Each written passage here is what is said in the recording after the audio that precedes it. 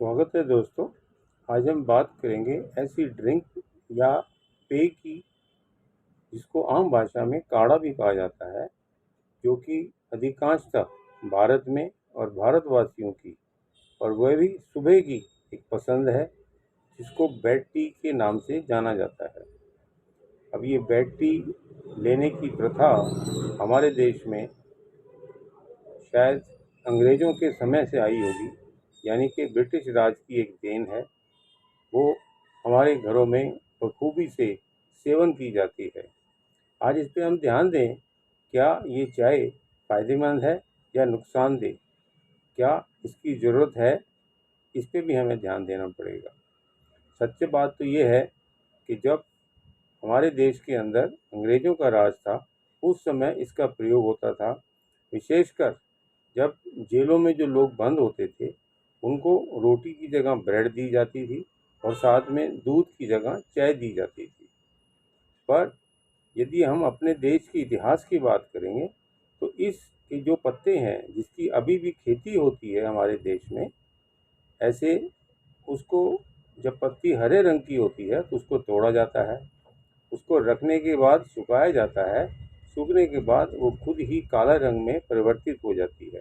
कहने का मकसद ये है, हरे रंग की पत्ती सूखने पर और रखने पर अपना रंग बदलती है, जो कि काला हो जाता है।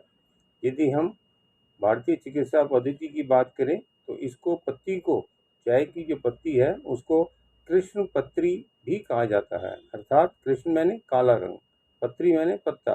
तो काले रंग का जो पत्ता है, जिसका अब सेवन किया जाता है, जबकि कृष्ण पत्री फांट यानी कि काढ़ा, इसका प्रयोग विशेषकर दवाइयों के रूप में मरीजों को दिया जाता था। अभी भी आप देखेंगे, कई लोग ये समझते हैं जब नज़ला जुकाम, सर्दी हो, खांसी हो, सिर दर्द हो, बुखार हो, बदन में दर्द हो, तभी भी इस चाय का प्रयोग हमेशा होता आया है और ये सब जानते हैं। अब रही बात है कि इसका सेवन खाली पीने से ही नहीं, बल्कि इसको यदि हम गले खराब के लिए नमक डाल के गरारे करते हैं, तो भी ये काला जो काढ़ा है, ये हमारे गले को भी ठीक करता है। चाहे सोर थ्रोट हो, टॉन्सिलाइटिस हो, नज़ला हो, साइनस हो इत्यादि। अब रही बात है, जिस प्रकार मैंने जो विषय चुना बेड टी का, अब ये बेड टी क्या ज़रूरी है?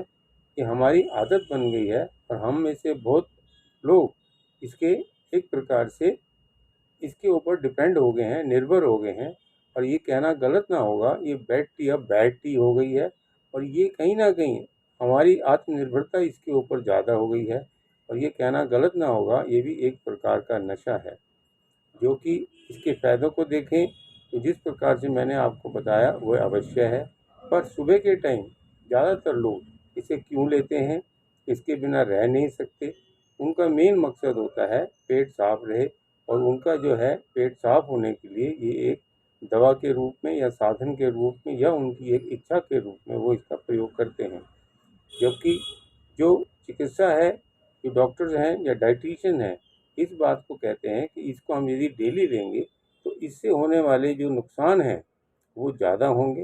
पेट के अंदर इसको रेगुलर लेने से अंदर की जो इंटेस्टाइनल फ्लोरा है, वो परत जो है स्किन की, स्टमक की, वो ख़राब होती है। दांतों में से जब हम इसको पीते हैं, दूध या चीनी के समेत, सबसे पहले हमारे जो दांत हैं वो प्रभावित होते हैं। इसमें बेशक एंटीऑक्सीडेंट, एंटी इन्फ्लेमेटरी या कुछ एमिनो एसिड्स होते हैं जो बहुत फ़ायदेमंद हैं। पर जिस प्रकार से जब हम इसको पीते हैं, तो गर्म तापमान की वजह से या इसके अंदर टैनिन नाम का जो द्रव्य है, वो भी हमारे दांतों को ख़राब करता है। ऐसे ही जब इसोफेगस खाने की नली से अंदर जाता है पेट में, तो इसके अंदर भी गैस्ट्राइटिस होने की संभावना रहती है। इसके अंदर एसिड या एल्कलीन, जो दोनों चीज़ें हैं, दूध या चाय की पत्ती, ये सब एक तरीके से इसमें जो इसका जो प्रभाव है मूत्र ज़्यादा लाने का है, डाययूरेटिक है, पेशाब ज़्यादा आता है। तो इसके अंदर एक प्रकार से डिहाइड्रेशन हमारे शरीर में होता है। जब पानी निकलता है तो हमारे शरीर के अंदर इसकी डिहाइड्रेशन की स्थिति होने से हमें इसकी दिक्कत ज़्यादा होती है। तो आप ये समझिए कि ब्लॉटिंग जो है इसके कारण ही होती है, जबकि हम चाहते हैं कि हमारा पेट जल्दी साफ हो। हम उस पर निर्भर हो गए हैं और एक प्रकार से हमें जो आदत पड़ गई है, ये भी ज़्यादा नुकसानदेह है। तो आप समझिए चाय के जितने फ़ायदे हैं उससे कहीं ज़्यादा इसके नुकसान हैं। अब रही बात है कि चाय का सेवन क्या ज़रूरी है? क्यों ना हम इसकी चाय की जगह पहले पानी लें, पानी भी पर्याप्त लें और जब लें पेट साफ़ करने के बाद तब आप उसको ले सकते हैं। रही बात जो लोग एक्सरसाइज करते हैं, योग करते हैं या बाहर सैर करने जाते हैं, उसके बाद जब वो आते हैं तो इसको हम चाय को लेंगे तो हमारे शरीर में एक प्रकार की नई ऊर्जा आएगी, जो एक तरीके से मसल रिपेयर होना है, ताकत चाहिए, उसमें भी हमें पैदा होगा। तो आपसे मैं ये कहूँगा चाय का प्रयोग आप इस पे निर्भर ना होके बैटरी के रूप में ना लें तो ज़्यादा अच्छा होगा।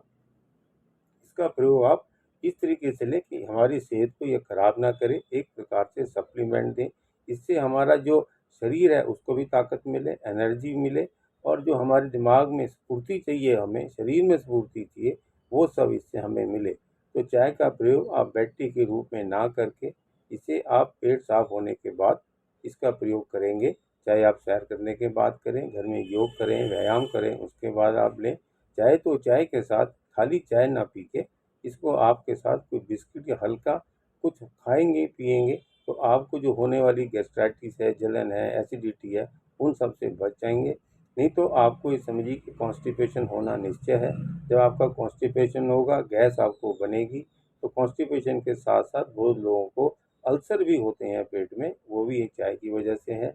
और इसके बाद आप देखेंगे जिन लोगों को रेगुलर रहता है तो उनको बवासीर जैसी भयंकर बीमारियां भी होती हैं।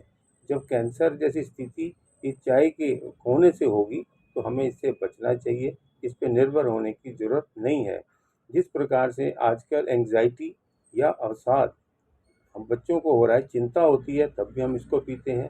चिंता होने के कारण इसका प्रयोग हम अधिक से ज़्यादा कर लेते हैं, इस पे निर्भरता की वजह से, तो वो भी हमारे शरीर में डिप्रेशन को पैदा करती है। तो आप ये समझिए कि चाय का प्रयोग जब ज़रूरत हो तभी करें, लेकिन सुबह के समय इस आदत को आप ना बनाएँ और ये जानें कि ये चाय जो है हमें फ़ायदे की जगह नुकसान दे रही है। तो मैं आपसे कहूँगा इस आदत को यदि है आपकी तो उससे आप बचें और अपने स्वास्थ्य की रक्षा करें। Thank you.